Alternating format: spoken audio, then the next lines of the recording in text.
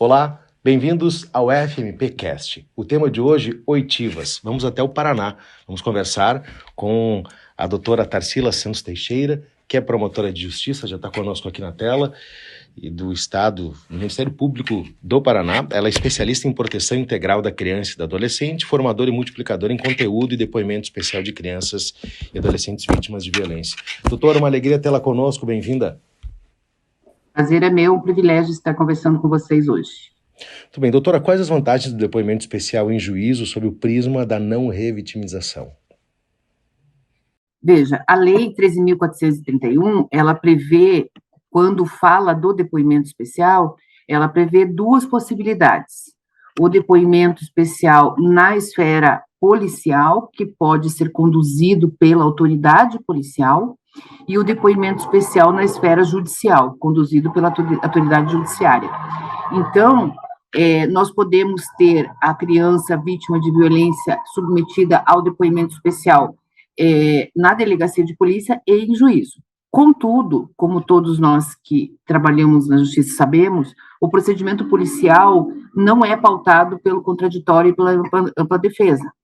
É um procedimento inquisitório, administrativo, e onde não é reservado ao réu essas prerrogativas de exercer a sua defesa. Então, se a criança for submetida ao depoimento especial na esfera policial e houver o oferecimento de denúncia, instauração de uma ação penal, é muito provável que essa criança volte a ser submetida a um novo depoimento especial na esfera judicial, porque lá é garantido ao acusado contraditório e ampla defesa. Então, nós defendemos que a autoridade policial represente ao Ministério Público para que o depoimento especial seja feito sempre na esfera judicial, porque dessa forma nós poupamos a criança de uma renovação do ato, portanto, de uma revitimização, né, que eu faça, portanto, em sede de cautelar de antecipação de provas. Bom, em quais hipóteses é indicada a produção antecipada de provas? A lei prevê duas hipóteses que são imperativas. Se a criança tiver até 7 anos de idade, a criança vítima, né, tiver até 7 anos de idade, ou se tratar de violência sexual. Quando se tratar de violência sexual, independe da idade da vítima. Esses dois critérios estabelecidos pela lei, eles têm apelos diferentes. Quando a lei coloca um critério de idade, ele pensa na questão do acesso mnemônico que essa criança terá para poder prestar esse depoimento, ou não terá, né? São questões voltadas ao acesso da criança muito pequena ao conteúdo de sua memória. A criança pequena, ela esquece com muito mais facilidade, ela agrega conteúdo à sua memória, ela se confunde muito mais fácil. Então, quanto mais passar o tempo para ela, mais comprometida fica a sua versão.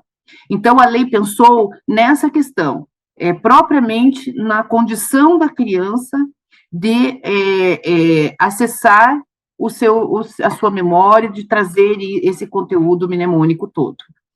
E no aspecto, na natureza do delito, ou seja, quando a lei fixa a obrigatoriedade de se fazer antecipação da prova na violência sexual, a lei está pensando na necessidade de se permitir a essa vítima, criança e adolescente, adentrar a um processo de superação de traumas, de ressignificação, de uma terapia psicológica, um processo todo que ela precisa para superar os traumas que são inerentes ao próprio delito da violência sexual, né? Não há como se dizer que uma criança submetida a uma violência sexual não vai ter traumas a serem trabalhados. Então, prejudica muito a criança você deixar essa oitiva dela para um momento muito posterior aos fatos, porque ela vai, muito provavelmente, estar já ingressando nesse processo terapêutico, na superação dos traumas, na ressignificação, e depois terá que voltar a falar daquele episódio tão complexo para ela. Então, a ideia é já antecipar essa prova a nível judicial, Por quê? Porque, como eu disse anteriormente, a prova produzida a nível judicial, ela não precisa ser repetida, porque você antecipa uma prova já com status de uma prova definitiva, ainda que você o faça na fase investigatória. Então, mesmo que você esteja investigando, a criança sendo ouvida em produção antecipada de provas, aquele depoimento vai valer lá na frente na ação judicial. Então, a gente sabe com isso que a criança não vai precisar ser ouvida novamente, o adolescente não vai precisar ser ouvido novamente. E isso, para ele, é muito benéfico em termos de superação. Sim, uma outra questão interessante é como deve ser feito, né, como deve ser feita a condução do depoimento especial em juízo, que requer todo um cuidado para desenvolver menores. A condução do depoimento, inclusive, vem parcialmente regrada pela própria lei, né, que coloca uma série de requisitos para que se faça essa abordagem à vítima, né? E esse é um dos problemas que nós temos enfrentado com a Polícia Civil, que não se estruturou até agora, não obstante a lei seja de 2017, tenha entrado em vigor em abril de 2018, portanto, aí passados 7 anos, nós não vemos por parte da Polícia Civil uma estruturação adequada ainda para a realização do depoimento especial. Mas a verdade é que há uma série de requisitos, o depoimento especial, a princípio, ele é conduzido por um profissional técnico, especialmente habilitado para essa abordagem, ou seja, não basta você ser um profissional da área de psicologia ou pedagogia ou assistência social, você tem que ser um profissional especialmente capacitado para essa finalidade, porque é uma abordagem bastante diferenciada, é um recorte com uma distinção que precisa ser aprendida pelos profissionais. Então, além de seguir os requisitos ali que a lei traz, como, por exemplo, estar num ambiente acolhedor, garantir à vítima que não tenha contato com o agressor,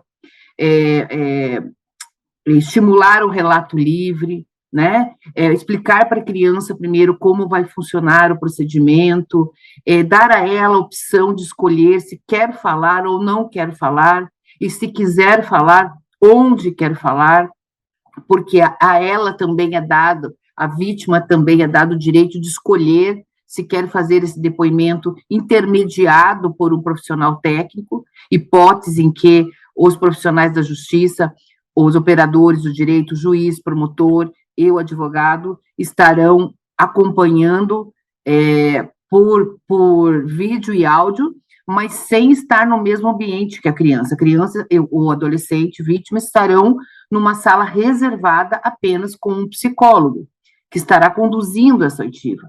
Contudo, há o direito da criança ou do adolescente de estar no mesmo ambiente que as autoridades que participam desse processo, por escolha dela, a partir do entendimento do que vai acontecer ali. Ela precisa ser, antes de tudo, esclarecida sobre como o procedimento será conduzido.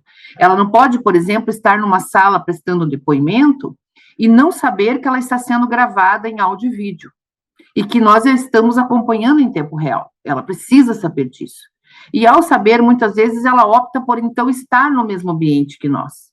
E, com isso, é importante alertar para a necessidade desses profissionais que atuam com crianças que foram submetidas à violência, também ter o mínimo preparo e uma capacitação para essa abordagem, sob pena de também incidir em perguntas que vão revitimizar, porque culpabilizam, porque sugerem, porque levam a criança a um sofrimento desnecessário. O réu pode participar pessoalmente do depoimento especial, doutora? Via de regra, não. No caso da criança e adolescente, é garantido a ela como direito não ter contato com o agressor. Então, ele participa do processo através de seu advogado. Ele vai participar, ele vai reperguntar, ele vai acessar a versão da vítima através de seu procurador.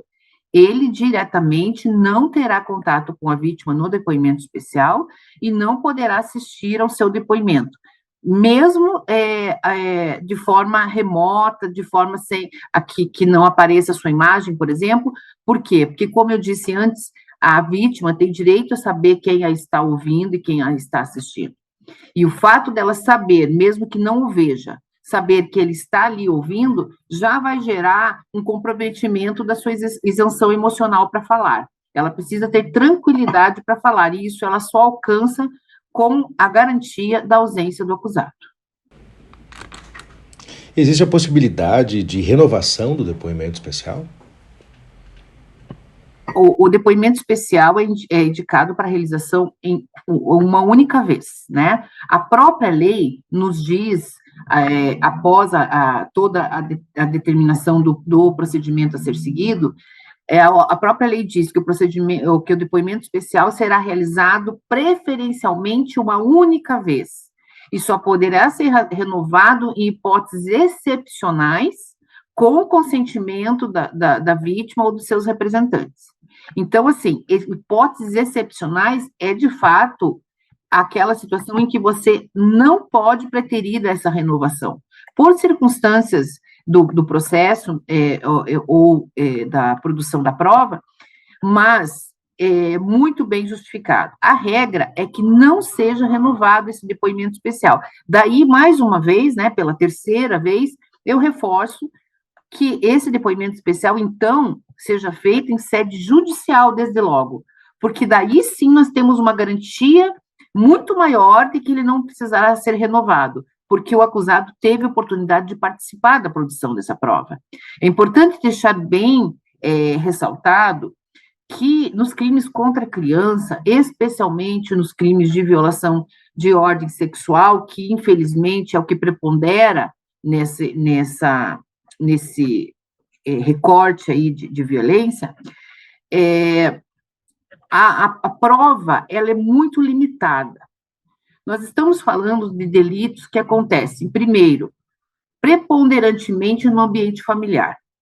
As estatísticas hoje mostram que a violência sexual contra crianças e adolescentes, em 90% dos casos, acontece no ambiente intrafamiliar, ou seja, é praticado por pais, padrastos, tios, padrinhos, avodrasto, irmão, enfim, um conhecido muito íntimo da família, um amigo muito íntimo da família que convive com aquela criança como se familiar fosse, né?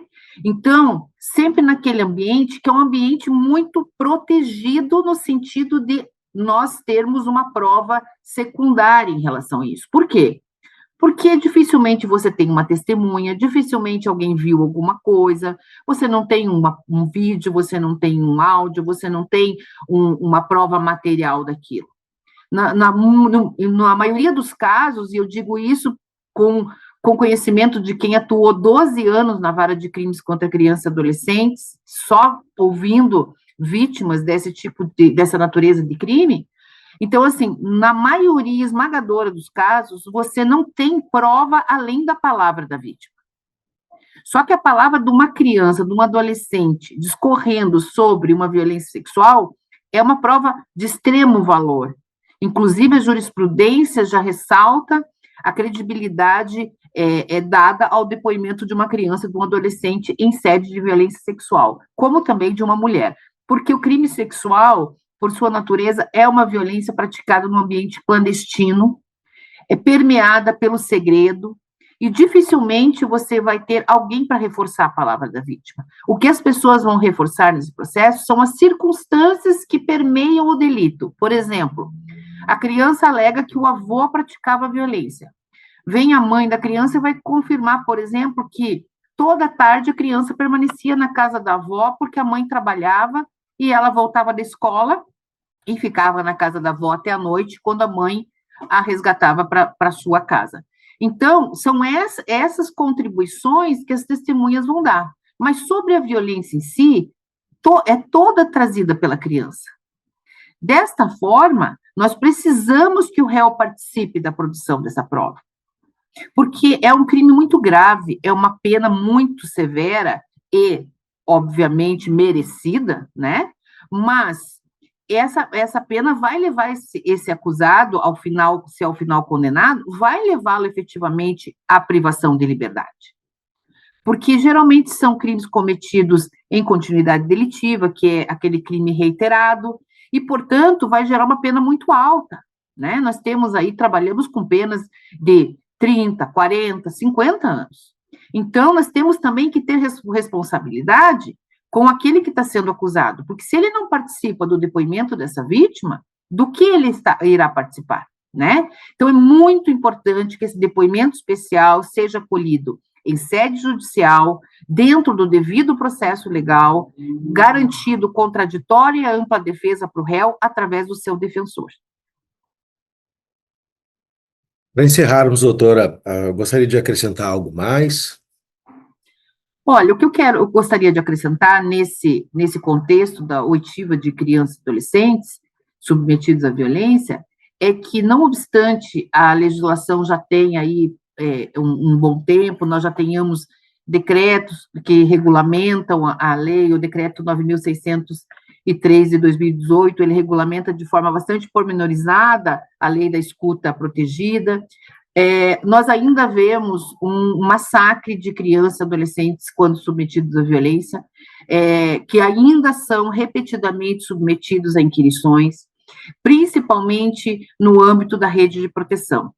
Então, nós sabemos que há duas abordagens distintas, a abordagem protetiva e a abordagem persecutória. A abordagem protetiva, ela olha para a vítima e para as demandas que a vítima traz. Por exemplo, ela precisa do médico, ela precisa mudar de escola porque ela precisou sair da casa onde ela morava. Então, nós precisamos dar esse suporte, esse respaldo para a vítima. E, paralelamente a isso, nós vamos investigar e processar a questão criminal.